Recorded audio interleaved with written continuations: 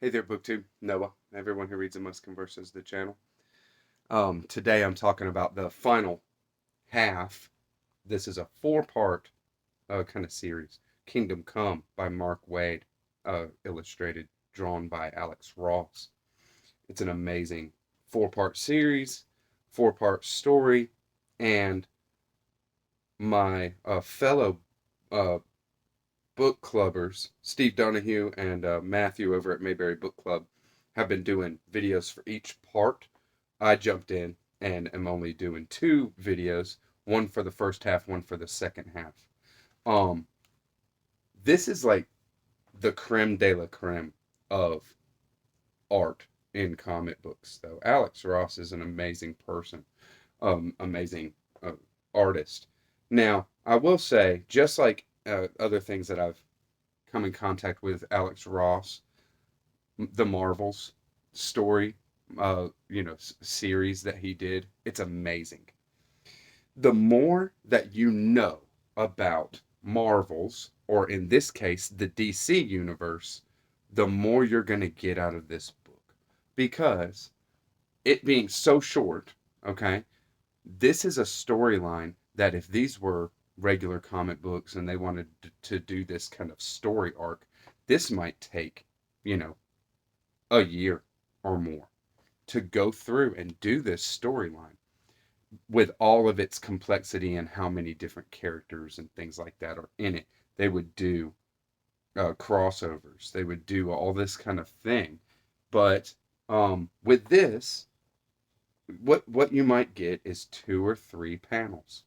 You might get two or three panels that just show different beings talking and a little bit of explanation as to who they are. Enough if you're not familiar with the DC mythos, the cosmology there and stuff like that. But the more you know, the better you're gonna be off because characters. I mean, there's everybody. Mark Waid does not hesitate to throw everybody in on this, and also plot points. In some of the plot points, it's touched on very quickly in one page, maybe just one of the pages given for it, or even just a few panels.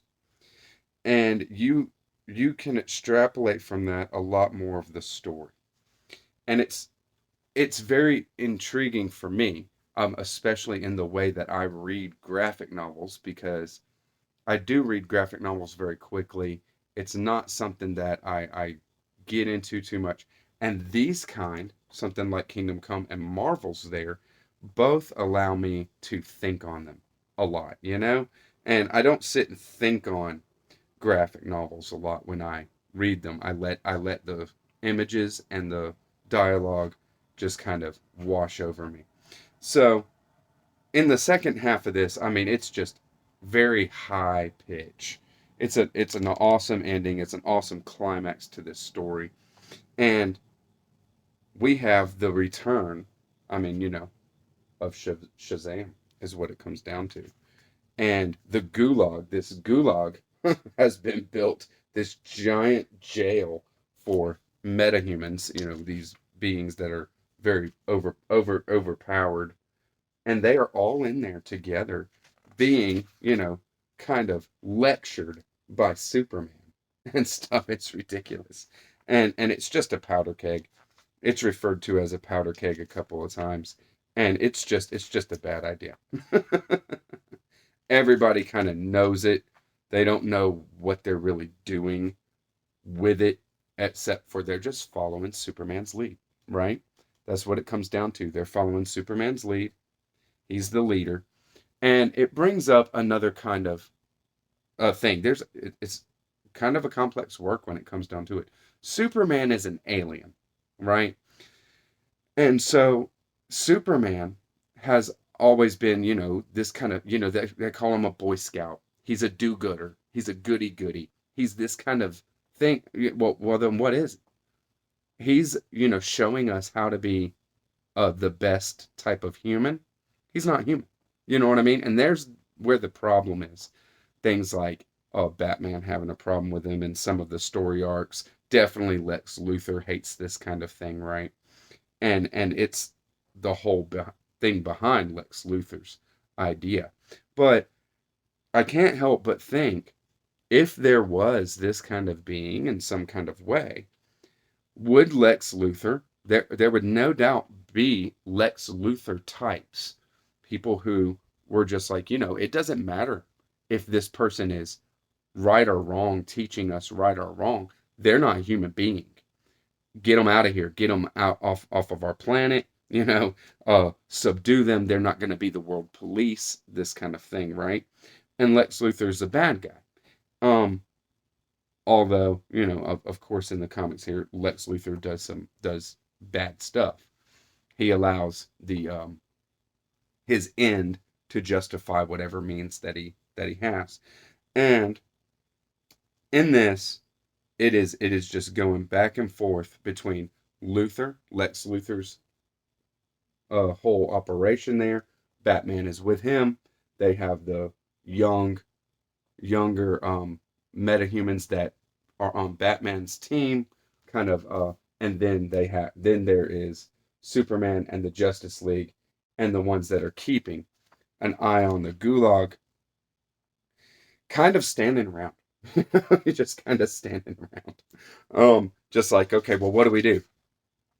And before they make a real plan of exactly what they're going to do, this Gulag is going to blow.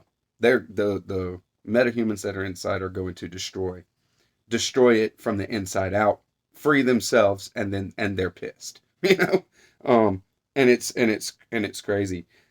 The humans are pissed off at Superman, as far as the UN and stuff, because they never sanctioned this jail for superhuman beings to be put in the middle of the United States of America. What are you doing? He's kind of misleading them, saying that, there's no danger, kind of stuff. Batman and Luthor and all of his crew are all, around talking, and it's just everybody is kind of waiting for the shoe to drop, and it drops. When it drops, one of the things that happens is Batman double crosses Luthor there. No surprise there. You see it coming from a mile away, right? There's no way. There's no way Batman is going to allow this kind of thing. But what he wanted to find out is Captain Marvel and what his role was in this. The Gulag is falling to pieces. Shazam, Captain Marvel, is going to blow it completely open with a bolt of lightning, right? And all of the Avengers are massing outside, except for Superman. They don't, Wonder Woman is done with it. She's saying, look, we've taken our cues from you. We've put up with enough. That we need leadership. If these metahumans don't back down, it's going to be all out war. It's going to be war. And Superman's like, well, if there's war, then people are going to die. And the main thing is that we protect life. That's what we're doing. And she's like, look, these others, they're not protecting life. Okay, we have to get on the level. And war, if war is what it's going to be, then I'm a warrior. I'm here for it. And so she goes for it. And they're all outside the Gulag here. And Superman goes to Batman in the Batcave and is like, hey, I need your help. We're in on this now. The Gulag's about to blow. We need to protect life. And Batman tells him that Shazam is coming, and he can't stop it. And so Superman is going very determined, and almost a desperate look on his face. It's so awesome how Alex Ross's illustrations are. If you can see like the desperation on his face, this is a very real looking person. And then Shazam knocks him out of the sky. Completely knocks him out of the sky. Captain Marvel's on the scene, and now things get really bad, right? Now, the part 4 is all out war. I mean, it's just all out war for a lot of it. Emotions are really high. Um, People die. Superhumans die. I mean, these beings. It is something to be said that um, it seems like certain beings that are very overpowered are are actually being held in check by these up and comers, these wild card metahumans that are just don't have any responsibility. But the UN itself, the humans are like, look, this is a war that we didn't ask for on our own soil, and they make the call for a nuclear strike on the Gulag, where Superman is, where Captain Marvel is, where everybody's fighting. They call for a nuclear strike, and they're going to just wipe out all the superhumans, all of them, and no care as to who's there. This is like Armageddon style. Batman shows up with all of his team and all of his robots and everything. And it says, I love this. The sheer force of Batman's presence kindles a desperate ember of hope. So, it's getting bad. I mean, it's getting really bad. And Wonder Woman goes all the way. And Wonder Woman and Batman are fighting because Wonder Woman kills Von Braun. And it's just there's almost no good answer for what is going on, right? Nobody can fix it. Nobody can stop this. And Batman is got his hands full with Shazam, and he just keeps raining down fireball or lightning bolt after lightning bolt after lightning bolt onto Superman. And he's essentially gonna break him. And one of these nuclear strikes, Batman and Wonder Woman stop the nuclear strikes. Two of the bombs, but there's three that are sent. They stop two of the bombs, and one of them is coming down. And at that point, Batman and Superman, they've been talking. Superman's been talking while it's just lightning bolt after lightning bolt rained down on his head. He's essentially getting um, just beat down by an unbelievable force. And he sees can go and get the bomb and move it, or Shazam can stop him.